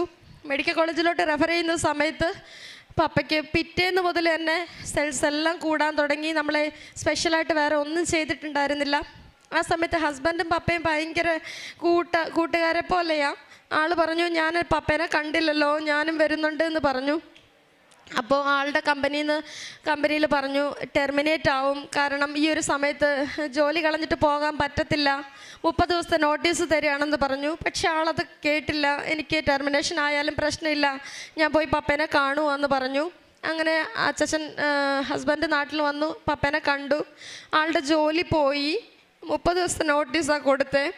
ഞാൻ കുവൈറ്റിൽ തന്നെ ഒരു ധ്യാനത്തിൽ പങ്കെടുത്തുകൊണ്ടിരിക്കുന്ന സമയത്താണ് അച്ഛൻ എന്നെ വിളിച്ച് പറയുന്നത്, എടി എനിക്ക് ജോലി കിട്ടി. 15 ദിവസത്തിനകം തന്നെ അച്ഛൻ അതിനേക്കാളും കൂടുതൽ സാലറിയിൽ ജോലിക്ക് കയറാൻ ദൈവം ഇടവരുത്തി. മാതാവിൻ്റെ മധ്യസ്ഥതയാൽ അത് നേടിയെന്ന് വേണം പറയാനായിട്ട്. ഇതിനിടയ്ക്ക് ഞാൻ വീണ്ടും 13/12/2023 ഡിസംബർ 12-ന് ഞാൻ 13-ാം തീയതി ഞാൻ വീണ്ടും വന്നു. വീണ്ടും ഉടമ്പടി പുതുക്കുന്ന സമയത്ത് ഞാൻ വന്ന് എല്ലാ പ്രാവശ്യവും വരുമ്പം ഞാൻ 4-5 ലിറ്റർ ഒലിവ് ഓയിൽ കൊണ്ടുവരും. അപ്പോഴൊക്കെ ഞാൻ പ്രാർത്ഥിക്കും, ഈ ഒലിവ് ഓയിൽ എപ്പോഴൊക്കെ ആരുടെയൊക്കെ കയ്യിലെത്തുന്നോ അവരൊക്കെ ഉപയോഗിക്കുന്ന സമയത്ത് അവർക്ക് കിട്ടുന്ന അത്ഭുതം പോലെ എനിക്കും അതുപോലെ എൻ്റെ എല്ലാ പ്രാർത്ഥനകളും സാധിച്ചു തരണം എന്ന്. അതേ പ്രാവശ്യം തന്നെ പിറ്റേ പ്രാവശ്യം ഞാൻ ഈ ഉടമ്പടി എടുത്ത് ഒരു 4 മാസത്തിന് ഉടമ്പടി പുതുക്കി 4 മാസത്തിന് ശേഷം എനിക്ക് 11 വർഷമായിട്ട് എൻ്റെ ജോലിയിൽ ഒരു മാറ്റം ഇല്ലാതിരിക്കുമായിരുന്നു കുവൈറ്റിൽ. അതിന് പ്രോജക്റ്റ് വിസയായിരുന്നു. അത് നമുക്ക് ചേഞ്ച് ചെയ്യാൻ പറ്റി. ഏറ്റവും മികച്ച സാലറിയിൽ എനിക്ക് വർക്ക് ചെയ്യാൻ പറ്റുന്നുണ്ട് ഇപ്പോൾ. അതൊരു വലിയ അത്ഭുതമായിട്ട്, കാരണം കുവൈറ്റിൻ്റെ ചരിത്രത്തിൽ ഒരിക്കൽ പോലും പ്രോജക്റ്റ് വിസ മാറ്റാൻ പറ്റത്തില്ലായിരുന്നു. പക്ഷേ ഞാൻ ഉടമ്പടി എടുത്ത് പുതുക്കി 4-ാം മാസമായപ്പോൾ എനിക്ക് മാത്രമല്ല ഞങ്ങളുടെ കമ്പനിയിലെ എല്ലാവർക്കും ആ വിസ മാറ്റി കിട്ടുകയും മിനിസ്ട്രി ജോലി കിട്ടുകയും ചെയ്തു. ഏറ്റവും നല്ല സാലറിയിൽ ഇപ്പോൾ വർക്ക് ചെയ്യാൻ പറ്റുന്നുണ്ട്. പിന്നെ അതൊരു വലിയ അത്ഭുതം തന്നെയാണ്, കാരണം അത് ഒരിക്കലും നടന്നിട്ടില്ലാത്തൊരു കാര്യമാണ്. ഇതിൻ്റെ ഇടയ്ക്ക് വെച്ചിട്ട് ഞാൻ വരുന്ന സമയത്ത് എനിക്കൊരിക്കലും എൻ്റെ ഒരുപാട് പ്രശ്നങ്ങൾക്കിടയിൽ ചെറിയ കാര്യങ്ങൾ എഴുതാൻ പറ്റിയിട്ടുണ്ടായിരുന്നില്ല. അപ്പം എനിക്ക് അലർജി പേഷ്യൻ്റാണ്, ഞാൻ സിവിയറായിട്ട് പൊടി അടിക്കാൻ പറ്റില്ല. അപ്പം ഞാൻ ഒത്തിരി മേക്കപ്പൊക്കെ ചെയ്തിട്ടാണ് ഡ്യൂട്ടിക്ക് പോകുന്നത്. കാരണം പൊടി അടിച്ചാൽ അപ്പം സ്കിന്നിൽ തൊട്ടാൽ അപ്പോൾ എനിക്ക് ചൊറിഞ്ഞും ദേഹത്തെല്ലാം ചുമന്ന് വരും. ഫുഡ് കഴിക്കാൻ പറ്റില്ല. ചില ഫുഡ്സൊക്കെ ഭയങ്കരമായിട്ട് അലർജറ്റിക്കാണ്. കാരണം ചക്കയൊക്കെ കഴിക്കാൻ ഇവിടെ വരുമ്പോൾ ഭയങ്കര കൊതിയാണ്, പക്ഷെ അതൊന്നും കഴിക്കാൻ പറ്റുന്നുണ്ടായിരുന്നില്ല. ഉടമ്പടി പുതുക്കി അത് ഫസ്റ്റിലത്തെ ഉടമ്പടി എടുത്തു. ആദ്യം എനിക്ക് മാറി കിട്ടിയത് എൻ്റെ അലർജിയും 7 വർഷമായിട്ടുണ്ടായിരുന്ന അലർജിയും എൻ്റെ കാലുവേദനയായിരുന്നു. പിന്നെ ഇതിൻ്റെ ഇടയ്ക്ക് ചെറുതും വലുതുമായിട്ടുള്ള ഒരുപാട് അത്ഭുതങ്ങൾ എനിക്ക് നടന്നിട്ടുണ്ട്. കഴിഞ്ഞ പ്രാവശ്യം ഞാൻ എൻ്റെ മോനെയും കൂട്ടിയിട്ടാണ് വന്നത്. ഹസ്ബൻഡ് ആ സമയത്ത് നാട്ടിൽ വന്നിട്ടുണ്ടായിരുന്നില്ല. മോനെ കൂട്ടി വന്നു. ഞാൻ അച്ഛനെ കാണാനുള്ളൊരു ഭാഗ്യം എനിക്ക് ആ സമയത്ത് കിട്ടി. അച്ഛനോട് ഞാൻ പറഞ്ഞു, ഒരുപാട് നാളായിട്ട് ഞാനൊരു വീടിന് വേണ്ടിയിട്ട് ആഗ്രഹിക്കുകയാണ് അച്ഛാ, എനിക്കത് സാധിച്ചിട്ടുണ്ട്, ഇപ്പം എനിക്ക് ലോണൊക്കെ സെറ്റായിട്ടുണ്ട് എന്ന് പറഞ്ഞപ്പോൾ അച്ഛൻ എനിക്ക് പ്രാർത്ഥിച്ചൊരു കാശുരൂപം തന്നു. ഞാനത് കല്ലിടുന്ന സമയത്ത് അതിൻ്റെ കൂടെ ആ കാശുരൂപം കൂടി ഇട്ടിട്ടാണ് ഞാൻ എൻ്റെ വീടിൻ്റെ പണി സ്റ്റാർട്ട് ചെയ്യുന്നത്. വിശ്വസിക്കുമെന്ന് അറിയില്ല, അത്രയ്ക്കും അത്ഭുതങ്ങളായിരുന്നു അതെനിക്ക് ആ സമയത്തുണ്ടായിരുന്നു. എല്ലാവരും ചോദിച്ചു, ഇതെങ്ങനെ വെള്ളം കിട്ടുമോ, ഈ വെള്ളത്തിന് എന്ത് ചെയ്യും എന്നൊക്കെ ചോദിച്ച സമയത്ത് ഞാൻ എപ്പോഴൊക്കെ ടെൻഷൻ അടിച്ചിട്ട് ഇരിക്കുന്നുണ്ടോ അപ്പോഴൊക്കെ എനിക്ക് മഴ പെയ്തിട്ടുണ്ട്. എനിക്ക് മാതാവിൻ്റെ മധ്യസ്ഥയാൽ എനിക്ക് വെയിൽ വേണ്ടുന്ന സമയത്ത് വെയിൽ, മഴ വേണ്ടുന്ന സമയത്ത് മഴ ഒക്കെ തന്നെ എന്നെ അനുഗ്രഹിച്ചിട്ടുണ്ട്. സാധാരണ നമ്മളങ്ങനെ പ്ലാൻ ചെയ്തിട്ടൊരു ദിവസമായിരുന്നില്ല പാല് കാച്ച് ഹൗസ് വാമിങ് നടത്താൻ പ്ലാൻ ചെയ്തത്. പക്ഷേ എൻ്റെ ബ്രദറില്ല പോകുന്ന ദിവസവും എല്ലാം കൂടെ കാൽക്കുലേറ്റ് ചെയ്ത് വന്നപ്പോൾ അത് മാതാവിൻ്റെ ദിവസമായിട്ടുള്ള ചൊവ്വാഴ്ച തന്നെ വന്നു. കഴിഞ്ഞ 20-ാം തീയതി, ഈ 20-ാം തീയതി ജനുവരി 20-ാം തീയതിയാണ് എൻ്റെ വീടിൻ്റെ ഹൗസ് വാമിങ് നടന്നത്. അങ്ങനെ ഒരുപാട് അത്ഭുതങ്ങൾ എനിക്ക് സാധിച്ചു കിട്ടിയിട്ടുണ്ട്. ചെറുതും വലുതും ഒക്കെ ആയിട്ടുള്ള എൻ്റെ മമ്മിക്ക് കിട്ടിയ സൗഖ്യം, എൻ്റെ മോൻ്റെ എല്ലാം എനിക്ക് അങ്ങനെ കിട്ടിയതാണ്. പിന്നെ കാരുണ്യ പ്രവൃത്തിയായിട്ട് ഞാൻ ചെയ്തത് കൃപാസനം പത്രം എല്ലാവർക്കും കൊണ്ട് കൊടുക്കും. എന്നെക്കൊണ്ട് പറ്റുന്ന പോലെ എല്ലാവർക്കും ഫേസ്ബുക്കിലും മറ്റും കാണുന്നവർക്കൊക്കെ പൈസ അയച്ചു കൊടുക്കും. ആവശ്യമുള്ളവർക്കൊക്കെ ഫുഡ് വാങ്ങിച്ചു കൊടുക്കും, ഡ്രസ്സ് കൊടുക്കും. എനിക്ക് ചെയ്യാൻ പറ്റുന്ന എല്ലാ കാര്യങ്ങളും ഞാൻ മാക്സിമം ചെയ്യാറുണ്ട്. എൻ്റെ ആത്മീയ ജീവിതത്തിലുണ്ടായ ഒരു വളർച്ചയെന്ന് പറഞ്ഞാൽ സത്യത്തിൽ ഇപ്പോൾ ഒന്നും ഞാൻ പണ്ട് ഓരോ എപ്പോഴും കാര്യങ്ങളാണ് പറയുന്നെങ്കിൽ ഇപ്പോൾ എനിക്ക് അങ്ങനെ പറയാനില്ല. കാരണം ഇവിടെ വന്നാൽ നടക്കുമല്ലോ, അല്ല ഇത്തിരി താമസിച്ചാലും സാരമില്ല, പള്ളി പോകുമ്പോൾ അത് സാധിക്കുമല്ലോ, ഉടമ്പടി എടുക്കാൻ പോകുന്നുണ്ടല്ലോ, പുതുക്കാൻ പോകുന്നുണ്ടല്ലോ എന്നുള്ളൊരു ധാരണയിലാണ് എപ്പോഴും എനിക്ക് ഉണ്ടായിട്ടുള്ളത്. ഏത് സാഹചര്യത്തിലും, ഇനിയുള്ള സാഹചര്യങ്ങൾ, ഇനി ഒരു ജീവിതത്തിൻ്റെ അന്ത്യം വരെ ഈ ഒരു മാതാവിൻ്റെ മധ്യസ്ഥതയിൽ ഞാൻ ജീവിച്ചുകൊള്ളാം എന്നുള്ള ഒരു ഉറപ്പ് മാത്രമേ എനിക്ക് ഇതിനകത്ത് നൽകാനുള്ളൂ. ഞാൻ എപ്പോഴും ദൈവത്തിന് വേണ്ടിയിട്ട് എനിക്ക് പറ്റുന്ന പോലെ ദൈവത്തിന് വേണ്ടിയിട്ടുള്ള കാരുണ്യ പ്രവൃത്തികൾ ദൈവത്തിലായിരിക്കാൻ തക്കോണം ഞാൻ എപ്പോഴും എൻ്റെ ജീവിതത്തിൽ ശ്രമിക്കും. ദൈവത്തിനും എൻ്റെ മാതാവിനും 1000 നന്ദി കടപ്പാട് ഈ ഒരു സമയത്ത്. ഈശോയ്ക്കും അമ്മ മാതാവിനും കോടാനുകോടി നന്ദി. അമ്മ ജീവനോടെ പ്രത്യക്ഷപ്പെട്ട ഈ മണ്ണിൽ എനിക്ക് സാക്ഷ്യം പറയാൻ അനുഗ്രഹം ലഭിച്ചതിന് നന്ദി പറയുന്നു. ഞാൻ ജർമ്മൻ ലാംഗ്വേജ് പഠിക്കുകയായിരുന്നു. പഠിച്ചു കഴിഞ്ഞപ്പോൾ എക്സാമിന് എൻ്റെ കഴിവുകൊണ്ട് എനിക്ക് ഇത് നേടാൻ പറ്റത്തില്ലെന്ന് എനിക്കൊരു ഉറപ്പുണ്ടായിരുന്നു. അപ്പോൾ ഞാൻ ജോസഫ് അച്ഛൻ്റെ ടോക്ക് കേൾക്കുമായിരുന്നു, ഡെയിലി ബ്രെഡ് കാണുമായിരുന്നു. അങ്ങനെ ഞാനിവിടെ വന്ന് ഉടമ്പടി എടുത്തു. നവംബർ 11, 2024 ഞാൻ ഉടമ്പടി എടുത്തു. അങ്ങനെ ഞാൻ എക്സാമിന് പോയി. ഫസ്റ്റ് അറ്റംപ്റ്റിൽ എനിക്ക് കിട്ടിയില്ല. അപ്പോൾ എനിക്ക് ഒരുപാട് വിഷമമായി. അങ്ങനെ ഞാൻ ഇന്നേയും പ്രാർത്ഥിച്ച് ഞാൻ അടുത്ത റൈറ്റിങ്ങിന് ഡേറ്റ് എടുത്തു. തിരുച്ചിയിലാണ്, ഒരുപാട് എമൗണ്ടാണ്. ഞാൻ മാതാവിനെയും ഈശോനെയും കൂടെ പിടിച്ച് പോയി. അവിടെ പോയപ്പം ഓരോരുത്തരും 2, 3, 7 പ്രാവശ്യം എഴുതിയിട്ടിരിക്കുന്നത്. അവിടെ ഞാനാണ് ഫസ്റ്റ് അറ്റംപ്റ്റിൽ പോണത്. ഒരുപാട് പേര് എന്നെ പേടിപ്പിച്ചു. അപ്പോൾ ഞാൻ വിശ്വാസ പ്രമാണം പറഞ്ഞ് മുറുകെ പിടിച്ച് വിശുദ്ധ വസ്തുക്കൾ ഉപയോഗിച്ച്, നേർച്ച വസ്തുക്കൾ ഉപയോഗിച്ച് വിശ്വാസ പ്രമാണം പറഞ്ഞ് ഞാൻ എക്സാം ഹാളിൽ പോയി. അവിടെ ചെന്നപ്പോൾ എനിക്കെന്തോ പെട്ടെന്ന് സങ്കടം വന്നു, കണ്ണൊക്കെ നിറഞ്ഞൊഴുകി. അമ്മ എൻ്റെ അടുത്തുള്ളതുപോലെ ഒരു ഫീലാണ് എനിക്ക് തോന്നിയത്. അങ്ങനെ ഞാൻ പഠിക്കുമ്പോൾ എനിക്ക് ഇതെല്ലാം ഓർമ്മയിരിക്കുന്നില്ല. ഏതെങ്കിലും ഒരു ടോപ്പിക്ക് തരണമെന്ന് ഞാൻ പ്രാർത്ഥിക്കുമായിരുന്നു. ഞാൻ അങ്ങനെ ഏത് ടോപ്പിക്ക് എടുത്തോ ആ ടോപ്പിക്ക് അമ്മ മാതാവ് എനിക്ക് തന്ന് ഞാൻ എക്സാം എഴുതി മാതാവിനെ സമർപ്പിച്ചുകൊണ്ട് ഞാൻ ഇറങ്ങി. പെട്ടെന്ന് തന്നെ അമ്മ എനിക്ക് റിസൾട്ട് തന്ന്. ഞാൻ 60 മാർക്ക് ചോദിച്ചപ്പോൾ എനിക്ക് 67 മാർക്ക് നൽകി അമ്മ എന്നെ അനുഗ്രഹിച്ച്. അങ്ങനെ എന്നെ ലിസണിങ്ങും ഹിയറിങ്ങും ഞാൻ ഡേറ്റ് എടുത്തു, എക്സാം എഴുതി, വിശുദ്ധ നേർച്ച വസ്തുക്കൾ ഉപയോഗിച്ച് എക്സാം എഴുതി. ഞാൻ 60 മാർക്ക് ചോദിക്കുമ്പോൾ അമ്മ എന്നെ കൂടുതൽ മാർക്ക് നൽകി എന്നെ അനുഗ്രഹിച്ചു. പിന്നെ പ്രോസസ്സിങ്ങിന് ഞാൻ ഒരു ഏജൻസിയിൽ കൊടുത്തിരുന്നു. അവിടെ കൊടുത്തപ്പോൾ ഭയങ്കര ലാഗ്. അപ്പോൾ ഞാനിവിടെ അഖണ്ഡ ജോമാല റാലിയിൽ വന്ന് പ്രാർത്ഥിച്ചു. മാതാവ് എനിക്ക് ജർമ്മനിയിൽ ജനുവരിയിൽ പോകണമെന്ന് ഞാൻ പ്രാർത്ഥിച്ചായിരുന്നു. പിന്നെ ഒരു മൂവ്മെൻ്റ് ഒന്നുമില്ല. അങ്ങനെ ഇരിക്കുമ്പോൾ നവംബറിൽ എൻ്റെ ഒരു ഫ്രണ്ട് വഴിയായിട്ട് ഞാൻ ഒരു ഏജൻസീനെ അറിയുകയും, അപ്പോൾ അങ്ങനെ പോകുമ്പോൾ കുറച്ച് പൈസയാവും. മാതാവ് എല്ലാം എനിക്ക് ഒരുക്കി തരികയായിരുന്നു ചെയ്തത്. പൈസ ആയിരുന്നാലും അങ്ങനെയായിരുന്നല്ല. അങ്ങനെ ഞാൻ വിസയ്ക്ക് പോയി, VFSന് പോയി, ബാംഗ്ലൂരാണ്. അപ്പോൾ ഞാൻ ഒരുപാട് പ്രാർത്ഥിച്ച് ഒരുങ്ങിപ്പോയി. അപ്പോൾ വിസ വന്നപ്പോൾ എനിക്ക് റിജക്ഷനായി. എനിക്ക് ഒരുപാട് വിഷമായി. ഞാൻ ഒരുപാട് കരഞ്ഞ്. എനിക്ക് മാത്രം, എല്ലാവർക്കും കിട്ടി, എനിക്ക് മാത്രം എന്ത് കിട്ടാത്തതെന്ന് പറഞ്ഞിട്ട് ഞാൻ കരഞ്ഞു. പിന്നെ അങ്ങനെ കരഞ്ഞിട്ടിരിക്കാൻ പറ്റില്ലല്ലോ. പിന്നെ ഞാൻ പ്രാർത്ഥിച്ച് മുന്നോട്ട് പോയി. അപ്പോഴത്തേക്ക് എൻ്റെ പാസ്പോർട്ടിൽ ഒരു ഡാമേജ്. അപ്പോൾ ഏജൻസി എന്ന് പറഞ്ഞു ഒരിക്കൽ കൂടി പാസ്പോർട്ട് എടുക്കണമെന്ന് പറഞ്ഞു. അപ്പോൾ ഞാൻ കൊണ്ട് അപ്ലൈ ചെയ്ത്. സാധാരണ ഒരു പാസ്പോർട്ട് എടുക്കും 3 ആഴ്ചയൊക്കെ എടുക്കും. ഡാമേജ് ആകുമ്പോൾ ഇനിയും ലേറ്റ് ആകും. സമയ ചുരുക്കത്തിൻ്റെ അമ്മയുടെ ഞാൻ പ്രാർത്ഥിച്ചു. അമ്മ എനിക്ക് 7-ാം തീയതി 5-ാം തീയതി തരണമെന്ന് പറഞ്ഞ് പ്രാർത്ഥിച്ച്. 7-ാം തീയതി എനിക്കിവിടെ വരണം, കൃപാസനത്ത് വരണം, അച്ഛനെ കാണണമെന്നൊക്കെ പറഞ്ഞ് ഞാൻ പ്രാർത്ഥിച്ചായിരുന്നു. എനിക്ക് 5-ാം തീയതി വന്നില്ല. അപ്പോൾ എനിക്ക് അതിനേക്കാൾ ഒരുപാട് വിഷമമായി. അങ്ങനെ 7-ാം തീയതി എനിക്ക് എൻ്റെ പാസ്പോർട്ട് കയ്യിൽ കിട്ടി. ഞാനിവിടെ വരണമെന്ന് ആഗ്രഹിച്ച ആ ഡേറ്റിൽ എനിക്ക് പാസ്പോർട്ട് കയ്യിൽ കിട്ടി. ഞാനിവിടെ വന്ന് ലേറ്റായി. എനിക്ക് അച്ഛനെ കാണാൻ പറ്റിയില്ല. ഞാനിവിടെ നിന്ന് പ്രാർത്ഥിച്ച്, ഒരുപാട് പ്രാർത്ഥിച്ച്, മാതാവിൻ്റെ അടുത്ത് കരഞ്ഞ് പ്രാർത്ഥിച്ചിട്ട് ഞാൻ പോയി. എനിക്ക് വേറെ ഓപ്ഷനില്ല. എനിക്കിനി വേറെ എന്തെന്ന് എനിക്കറിയത്തില്ല. ഇതെനിക്ക് കിട്ടണം അങ്ങനെ പറഞ്ഞ് ഞാൻ ഒരുപാട് പ്രാർത്ഥിച്ചു മാതാവിൻ്റെ കയ്യിൽ. 25-ാം തീയതി എനിക്ക് വിസ കിട്ടണമെന്ന് പറഞ്ഞ് ഞാൻ പ്രാർത്ഥിച്ചായിരുന്നു. അപ്പോഴത്തേക്ക് ഞാൻ വീട്ടിൽ പോയപ്പോഴാണ് 21-ാം തീയതിയാണ് ജർമ്മനിയിൽ ക്ലാസ് തുടങ്ങണമെന്ന് ഞാൻ അറിഞ്ഞത്. അപ്പോൾ ഞാൻ വീട്ടിൽ പോയിട്ട് മാതാവിൻ്റെ അടുത്ത് എനിക്ക് 20-ാം തീയതി കിട്ടണമെന്ന് പ്രാർത്ഥിച്ചായിരുന്നു. പക്ഷേ 20-ാം തീയതി ആയിട്ട് എനിക്ക് കിട്ടണില്ലായിരുന്നു. അങ്ങനെ എനിക്ക് ഒരുപാട് വിഷമമായി. ഞാൻ മാതാവിൻ്റെ അടുത്ത് പറഞ്ഞു എനിക്ക് മാത്രം എന്ത് എല്ലാവർക്കും കിട്ടിയല്ലോ, എനിക്ക് മാത്രം എന്ത് കിട്ടാത്തതെന്ന് പറഞ്ഞ് ഞാൻ ഒരുപാട് വിഷമിച്ചായിരുന്നു. ശനിയാഴ്ചയൊക്കെ ഞാൻ ഒരുപാട് വിഷമിച്ചായിരുന്നു. അങ്ങനെ സൺഡേ 25-ാം തീയതി സൺഡേ രാവിലെ കൊറിയർ ഓഫീസിൽ നിന്ന് വിളിക്കുന്നു, വിസ വന്നിട്ടുണ്ടെന്ന് പറഞ്ഞിട്ട്. അപ്പോൾ ഞാൻ ഇവിടെ മാതാവ് പ്രത്യക്ഷപ്പെട്ട് ഈ മണ്ണിൽ നിന്ന് ചോദിച്ച ആ ഡേറ്റിന് മാതാവ് എനിക്ക് എൻ്റെ വിസ, പക്ഷേ സൺഡേ ഒരു ഡെലിവറി ഇല്ല. ഞാൻ പ്രാർത്ഥിച്ചായിരുന്നു, സഞ്ചാരി അമ്മ, സമയ ചുരുക്കത്തിൻ്റെ അമ്മ, എല്ലായിടത്തും പോകാൻ പറ്റും, തുറക്കാത്തത് തുറക്കാൻ പറ്റുമെന്ന് പറഞ്ഞ് ഞാൻ പ്രാർത്ഥിച്ചായിരുന്നു. അന്ന് ആ ഓഫീസ് പൂട്ടാണ്. ആ ചേട്ടൻ എനിക്ക് വേണ്ടിയിട്ട് തുറന്ന് എടുത്തുകൊണ്ട് തന്നതാണ്. അത് മാതാവ് അവിടെ ഇടപെട്ട് എനിക്ക് തന്നതാണ്. അങ്ങനെ എനിക്ക് വിസ കിട്ടി. ഞാൻ ജർമ്മനിക്ക് പോവുകയാണ്. ഇതൊരിക്കലും not my bet but by the grace. അച്ഛൻ ആ വാക്യം ഞാൻ പറഞ്ഞു പ്രാർത്ഥിച്ചായിരുന്നു. പിന്നെ മനുഷ്യർക്ക് അസാധ്യമായത് ദൈവത്തിന് സാധ്യമാണ്. ലൂക്ക 18:27. ഞാനത് എഴുതി പ്രാർത്ഥിക്കുമായിരുന്നു. എനിക്ക് ഒരുപാട് വിഷമമായിരുന്നു.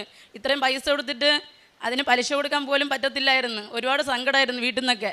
എനിക്ക് എന്ത് ചെയ്യണമെന്ന് അറിയാത്ത നിമിഷത്തിൽ എൻ്റെ അമ്മ എന്നെ തള്ളിക്കളഞ്ഞവരുടെയും ഞാൻ പോകത്തില്ല അങ്ങനെയൊക്കെ പറഞ്ഞവരുടെ മുമ്പിൽ എന്നെ വലിയവളാക്കി ഇന്ന് എന്നെ ഇവിടെ സാക്ഷ്യം പറയാൻ അനുവദിച്ച്. ഞാൻ അമ്മയുടെയും ഈശോയുടെയും കൃപയിൽ ഞാൻ ജർമ്മനിക്ക് പോവുകയാണ്. പിന്നെ ഇതെൻ്റെ മോൻ. ഇവൻ ഒരു പ്രൈവറ്റ് സ്കൂളിലാണ് പഠിക്കുന്നത്. അപ്പോൾ ഒന്നും നന്നായിട്ട് എഴുതത്തൊന്നുമില്ല. അപ്പോൾ ടീച്ചർ എപ്പോഴും വിളിച്ച് വഴക്ക് പറയും. അപ്പോൾ ഒന്നും ചെയ്യണില്ലായിരുന്നില്ല. അപ്പം ഞാൻ വിശുദ്ധ വസ്തുക്കൾ ഉപയോഗിച്ച് ഞാൻ എപ്പോഴും പ്രാർത്ഥിക്കും. സ്കൂളിൽ പോകുമ്പോൾ പ്രാർത്ഥിക്കും. അങ്ങനെ ഈ ഓണപ്പരീക്ഷയ്ക്കും ഈ ക്രിസ്മസ് എക്സാമിനൊക്കെ അവന് നല്ല മാർക്കുണ്ട്. ടീച്ചർ ഇപ്പോൾ അവനെക്കുറിച്ച് ഒന്നും പറയാറില്ല. ഇപ്പോൾ അവനെ കുറിച്ച് പറയാൻ വേണ്ടിയിട്ട് ടീച്ചറിനൊന്നുമില്ല. ഞാൻ ഇതിന് ഒരുപാട് അനുഗ്രഹങ്ങൾ എനിക്ക് തന്നിട്ടുണ്ട്.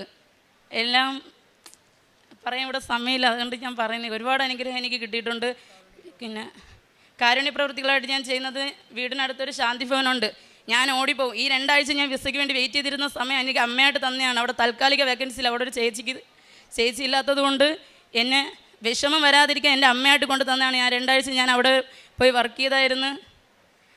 അങ്ങനെ ഞാൻ രാവിലെ പോവും. ആ അമ്മമാരെ കാണാൻ വേണ്ടി രാവിലെ പോവും. ഞാൻ അവിടെ സഹായിക്കും, അവരെയൊക്കെ നോക്കും, അങ്ങനെ ചെയ്യായിരുന്നു. പിന്നെ പ്രേക്ഷിത പ്രവർത്തനമായിട്ട് ഞാൻ ഇവിടെ നിന്ന് കിട്ടുന്ന കൃപാസന പത്രം കൊണ്ട് കൊടുക്കുമായിരുന്നു.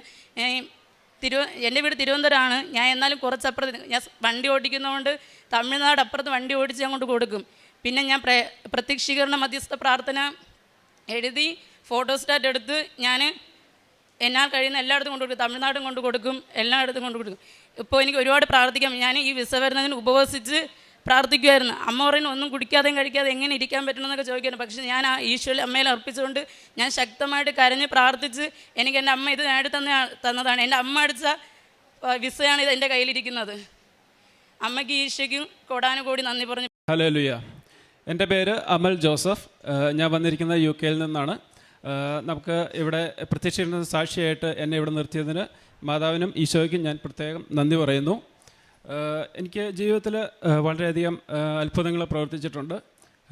ഞാൻ സാധാരണ ഒരു ക്രിസ്ത്യാനിയായിട്ട് ജീവിച്ചു പോന്നിരുന്നു. വല്ലപ്പോഴും പള്ളിയിൽ പോവുകയും പള്ളിയുടെ ഏറ്റവും പുറകിൽ നിന്ന് പ്രാർത്ഥന കാണുകയും ചെയ്തിരുന്ന ഒരു വ്യക്തിയായിരുന്നു. എൻ്റെ ഭാര്യ 2023 ഓൺലൈൻ ഉടമ്പടി എടുത്തു. അതുവഴി എൻ്റെ മകൾക്ക് എക്സിമ അസുഖം പൂർണ്ണമായില്ല 90% അതിൽ നിന്ന് മോചനം ലഭിച്ചു. ഇത് കണ്ട് ഞാൻ സാധാരണ രീതിയിൽ ഞാൻ മദ്യപിക്കുകയും അങ്ങനെ മറ്റ് കാര്യങ്ങളിലൊക്കെ ആയിട്ട് ഭൗതിക ജീവിതത്തിൽ പോയിക്കൊണ്ടിരുന്ന ഒരു വ്യക്തിയായിരുന്നു. അപ്പോൾ ഇത് കാണുകയുണ്ടായി. അപ്പോൾ ഞാനത് അതിൻ്റെ ആ സമയത്താണ് ഞാൻ കെയർ വിസയിലാണ് ഞാൻ അവിടെ പോയിരുന്നത്. അപ്പം ഞാൻ IELTS എഴുതിക്കൊണ്ടിരിക്കുകയായിരുന്നു. എല്ലാ 2 മാസം കൂടുമ്പോഴും IELTS എഴുതുകയും അപ്പം നമുക്ക് രജിസ്റ്റേർഡ് നേഴ്സായിട്ട് വർക്ക് ചെയ്യാനുള്ളൊരു ആഗ്രഹത്തിൽ അങ്ങനെ എഴുതിക്കൊണ്ടിരുന്നു. അപ്പോൾ എനിക്കെപ്പോഴും സ്പീക്കിങ്ങിന് 7 അല്ല 7.5 കിട്ടിക്കൊണ്ടിരുന്നു. അപ്പോൾ എനിക്ക് ഒരു 3ാമത്തെ പ്രാവശ്യം ഞാൻ എഴുതിയപ്പോൾ എനിക്ക് 6.5 കിട്ടുകയുണ്ടായി.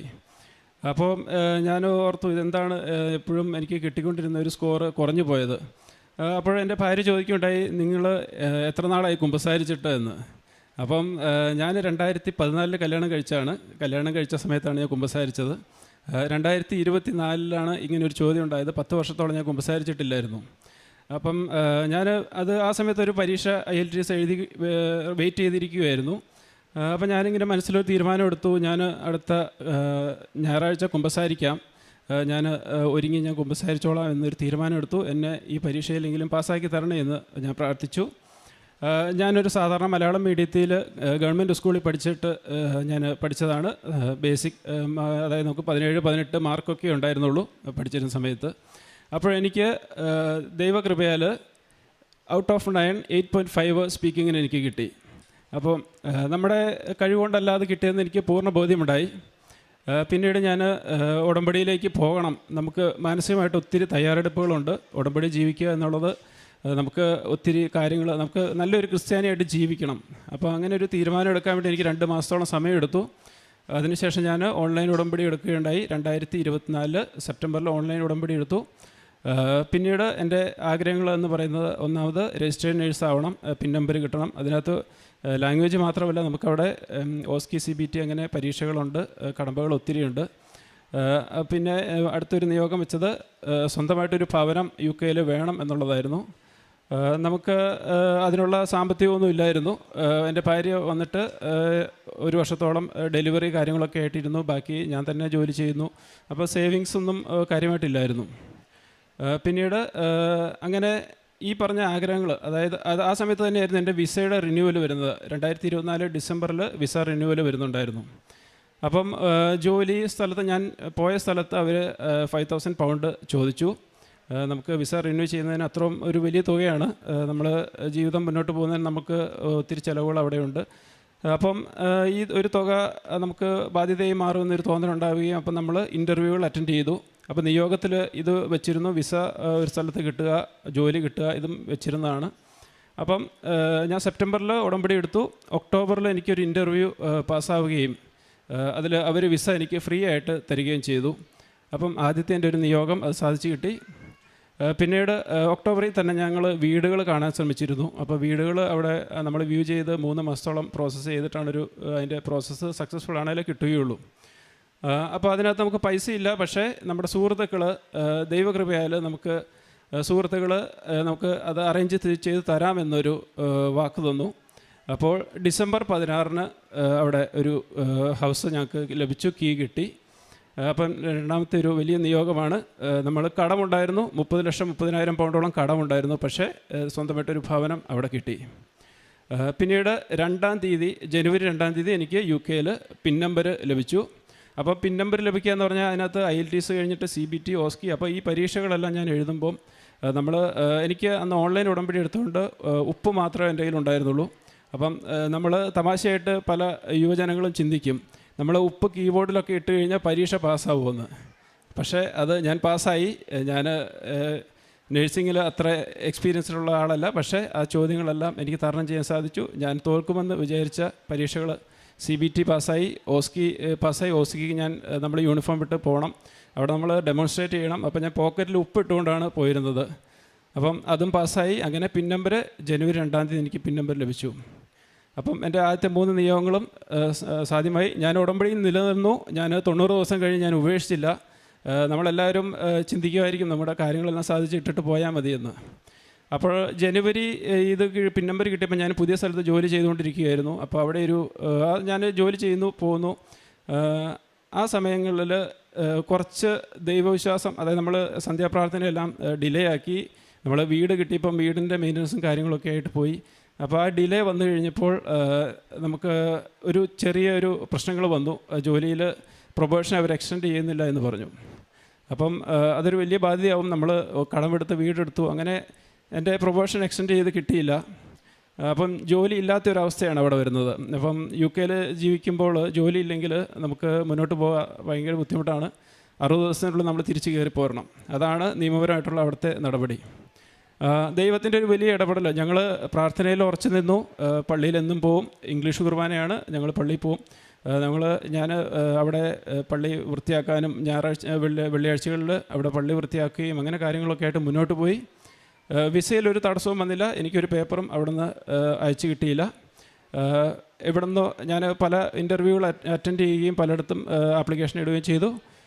ദൈവകൃപയാൽ എനിക്കൊരു കെയർ ഹോമിൽ ഒരു നേഴ്സായിട്ട് ജോലി ലഭിച്ചു.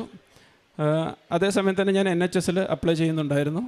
NHS നമുക്ക് സാഹചര്യം അറിയാം, 2024-25 സമയത്ത് നേഴ്സസ് റിക്രൂട്ട്മെൻറ്റ് എടുക്കുന്നില്ല. അപ്പം ഭയങ്കര ടൈറ്റാണ്. നമ്മളൊരു 1-2 വേക്കൻസിയിൽ 150 പേരോളമാണ് ഇൻ്റർവ്യൂ അറ്റൻഡ് ചെയ്യാൻ വരുന്നത്. അപ്പോൾ നമുക്കത് ഭയങ്കര കോമ്പറ്റീഷനുള്ളൊരു ഇതാണ്. ഞാൻ 2-3 ഇൻ്റർവ്യൂ അറ്റൻഡ് ചെയ്തു. അതിനകത്ത് നമുക്ക് ഒരു സാധ്യതയില്ല. അപ്പോൾ ഒരു ദൈവിക ഇടപെടൽ പോലെ ഞങ്ങളുടെ യൂണിറ്റിലേക്ക്, ഞങ്ങളുടെ പള്ളിയുടെ യൂണിറ്റിലേക്ക്, ഞങ്ങളുടെ ഇതിലേക്ക് ഒരാൾ വരികയുണ്ടായി. അവർ പറഞ്ഞു അവരുടെ ഡിപ്പാർട്ട്മെൻറ്റിൽ ഒരു വേക്കൻസി വരാൻ പോകുന്നുണ്ട്, നിനക്ക് അപ്ലൈ ചെയ്യാം. അപ്പോൾ അത് തക്ക സമയത്ത് നമ്മൾ ദൈവത്തെ ഉപേക്ഷിച്ചില്ല, നമുക്ക് ദൈവം തക്ക സമയത്തൊരു വേക്കൻസി ഉണ്ടാക്കി തരികയും ആ ഇൻ്റർവ്യൂ അറ്റൻഡ് ചെയ്യാൻ എനിക്ക് പോകാൻ സാധിക്കുകയും ചെയ്തു. അപ്പോൾ 2025 ഓഗസ്റ്റ് അച്ഛൻ അവിടെ ധ്യാനത്തിന് വന്നിരുന്നു. അപ്പോൾ ഞങ്ങൾ അവിടെ ഉടമ്പടി എടുക്കുകയും ഞാനും ഭാര്യയും കാശുരൂപം ഞങ്ങൾക്ക് കിട്ടി. ഞാൻ കാശുരൂപം പിടിച്ചിട്ടായിരുന്നു ഇൻ്റർവ്യൂവിന് അറ്റൻഡ് ചെയ്ത്. ഞാൻ തൈലം തൂത്തി ഉപ്പ് നമ്മൾ കയറുന്നതിന് മുമ്പ് സൈഡിൽ ഇട്ടു. ഞാൻ ഒരു നുള്ളു ഉപ്പ് കഴിച്ചു. കാരണം നമുക്ക് നല്ല വ്യക്തമായി സംസാരിക്കാനും അതിൽ നമുക്ക് നല്ല ആൻസറുകൾ പറയണതിൽ ദൈവവും ഈശോയും ഉണ്ടെങ്കിൽ നമുക്കത് സാധിക്കുകയുള്ളൂ. അങ്ങനെ ആ ഇൻ്റർവ്യൂ ക്രാക്ക് ചെയ്തു. ഞാനത് പാസ്സായി. ഒക്ടോബർ 6-ാം തീയതി NHS എനിക്ക് രജിസ്റ്റേർഡ് നഴ്സായിട്ടൊരു ജോലി ലഭിച്ചു. അപ്പോൾ നമ്മൾ ധ്യാനം എല്ലാ ചൊവ്വാഴ്ചകളും നമ്മൾ ഓൺലൈനിൽ കൂടുന്നതാണ്. അച്ഛൻ പറയുന്ന പോലെ നമുക്ക് എല്ലാ കാര്യങ്ങളും കിട്ടിക്കഴിഞ്ഞിട്ട് നമ്മൾ ദൈവത്തെ ഉപേക്ഷിക്കാൻ പറ്റില്ല. നമുക്ക് എത്രയും വേഗം വന്ന് ഇവിടെ സാക്ഷ്യം പറയുക എന്നുള്ളൊരു എനിക്ക് മനസ്സിൽ തോന്നലുണ്ടാവുകയും ഞാൻ മാനേജരോട് സംസാരിച്ചപ്പോൾ അവർ എനിക്കൊരു ഒരാഴ്ച അവധി എനിക്ക് തന്നു. അങ്ങനെ ഞാൻ ടിക്കറ്റ് എടുത്ത് ഞാൻ ഒറ്റയ്ക്കാണ് വന്നിരിക്കുന്നത്. അപ്പം സാക്ഷ്യം പറയുക എന്നുള്ള ഇതിലേക്കും ഉടമ്പടി പുതുക്കുന്നതിനും വേണ്ടിയാണ് ഞാനിവിടെ വന്നിരിക്കുന്നത്. അപ്പോൾ ഉടമ്പടിയിൽ ഉറച്ചു നിന്ന് ദൈവത്തോട് ചേർന്ന് നിന്ന് ജീവിക്കാനാണ് ഞാനും ഇനിയും ആഗ്രഹിക്കുന്നത്.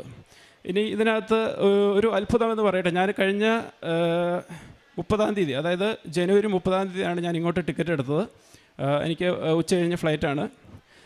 അപ്പം 29-ാം തീയതി ഇതിനകത്തൊരു വേറൊരു കഥയുണ്ട്. ഞാൻ നേഴ്സാണെങ്കിലും ഞാൻ വാഹന ബിസിനസ് അവിടെ ചെയ്യുന്നുണ്ട്. നമ്മൾ വാഹനം വാങ്ങിച്ച് വിൽക്കുന്നുണ്ട്. അപ്പോൾ അങ്ങനെ ഞാൻ ഓപ്ഷനിൽ നിന്ന് വണ്ടി എടുക്കും.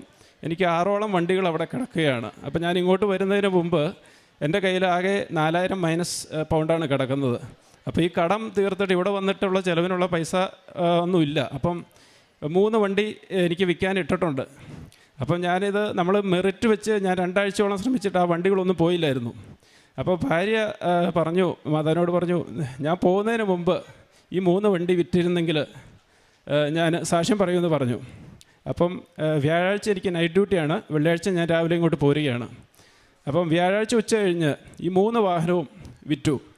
വണ്ടി ഓടിച്ച് നോക്കാതെ പോലും ആൾക്കാർ മേടിച്ചുകൊണ്ട് പോയി. അപ്പം അങ്ങനെ ഒരു പ്രത്യക്ഷീകരണ സാക്ഷിയാക്കി ആ ഒരു ചെറിയൊരു കാര്യമാണെങ്കിൽ പോലും അതൊരു ദൈവത്തിൻ്റെ ഒരു വലിയ ഇടപെടലാണെന്ന് എനിക്ക് ഉറപ്പുണ്ട്.